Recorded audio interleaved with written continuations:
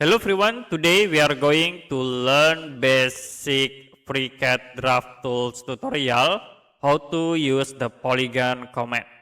So if you want to create Polygon, you can click these icons or you can tap P and G. I will click the Polygon icon, specify for the center point, I will click in here. Now you can change for sides, I will set into 5. And the next set for the radius, you can change 20 and press enter to apply. Or you can type P and G on keyboard, specify for the center point, and then change for the number of sides.